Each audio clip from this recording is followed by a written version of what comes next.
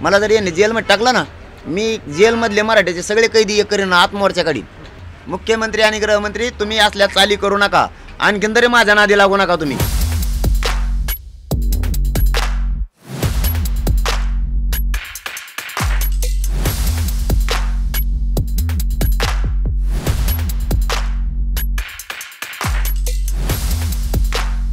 आरक्षण टिकणार नाहीये. मग जे आरक्षणच टिकणार नाहीये ते तुम्ही आम्हाला वेळोवेळी का देता? सरकारच्या मनात जर मराठ्यांविषयी द्वेष नसता तर हे आंदोलन आतापर्यंत सुरू राहिलंच नसतं. 10% आरक्षण घोषित झालंय, क्यों ओबीसी के अंतर्गत ही आरक्षण चाहिए? ओबीसी आरक्षणात आम्ही जात नाहीये, ओबीसीच आमच्या आरक्षणात आलेत. कोई भी ऐसा पक्ष है जिसने कहा कि आप हमारे पक्ष की तरफ से चुनाव लड़िए लोकसभा के लिए या फिर विधानसभा के लिए? सगळ्या पक्षांनी मला पाठिंबा देऊन सांगितलं होतं की आम्ही उमेदवारच तुमच्या विरोधात देणार नाही.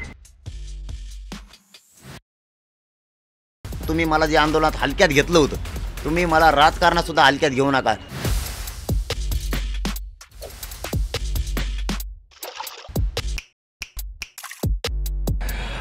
पाटिल साहब, हमारे शो बड़ी बड़ी बातें पर आपका स्वागत है. बड़ी बड़ी बातें और तुमचं स्वागत. पहिला प्रश्न म्हणजे मनोज जरांगे पाटिल, इनका इंस्पिरेशन कौन है? फक्त छत्रपती शिवराय. त्यांचा आदर्श घेऊनच न्यायाविरुद्ध जी स्वराज्य उभारायला, अन्यायाच्या विरुद्ध न्याय देण्यासाठी त्या स्वराज्याचं प्रेरणा घेऊन मी लढतो. आणि त्याच पद्धतीनं त्याच धर्तीवरती जशी लढाया त्यांनी जिंकला, राजेंनी जी भूमिका आखायची युद्ध जिंकताना, त्या भूमिकेवरच शांततेत हे आंदोलन सुरू आहे. आणि मात्र प्रेरणा छत्रपती शिवरायच. आज की तारीख में मराठा आंदोलन कहाँ आकर पहुंचा आहे? कुठे येऊन पोचलंय मराठा आंदोलन? 8 महिन्यांपूर्वी सुरू झालं होतं. मुख्यमंत्र्यांसोबत बसून तुमच्या चर्चा झाल्या, वाशीमध्ये त्यांच्यासोबत उभं राहून आरक्षण घोषित झालं. आजच्या तारखेत का लढा अजून सुरू आहे? क्यों आंदोलन अभी तक सुरू है? सुरू राहिलं नसतं. सरकारच्या मनात जर मराठ्यांविषयी द्वेष नसता तर हे आंदोलन आत्तापर्यंत सुरू राहिलंच नसतं. काही मंत्र्यांच्या मनात इतका द्वेष आहे मराठ्यांविषयी की हक्काचं असूनही त्यांना दिलं जात नाही. जेणे की त्यांनीच मान्य केलं मराठ्यांच्या 57 लाख नोंदी सापडल्या. याचा अर्थ असा होतो की 1.25 करोड मराठ्यांनी आत्तापर्यंत अंदाजे आरक्षण घेतलंय सुद्धा या राज्यात, जे 70 वर्षापासून दिलं जात नव्हतं.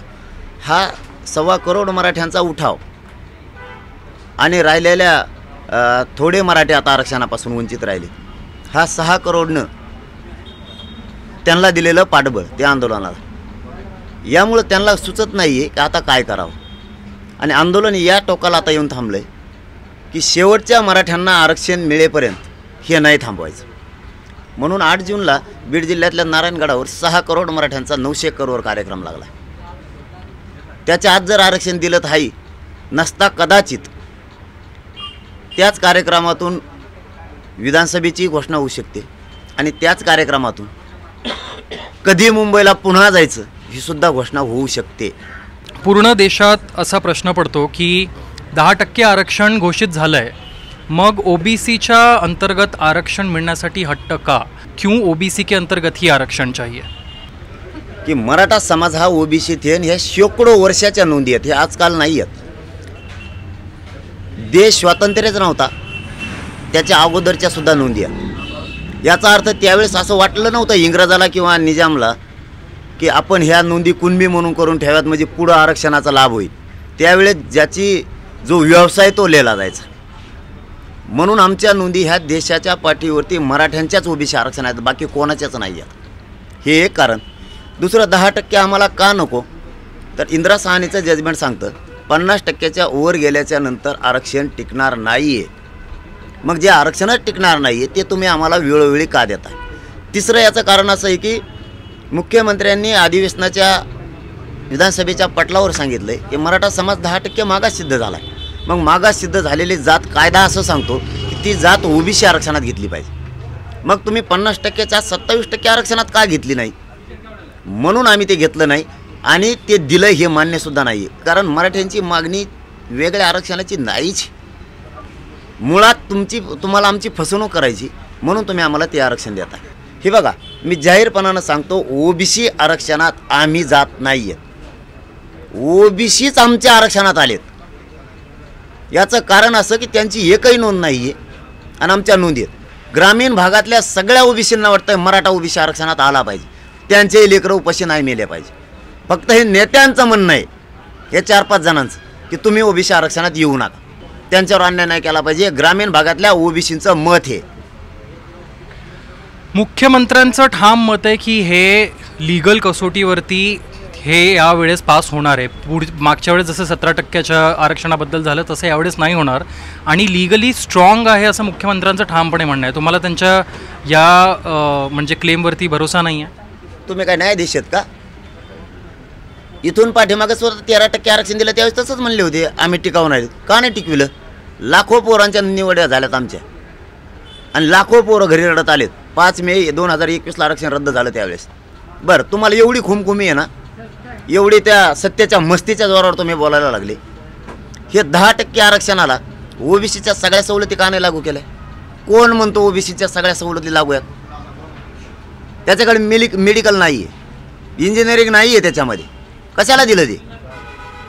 ईबीसीच्या सवलतीवर तुम्ही आम्हाला 10% आरक्षण लागू केलंय.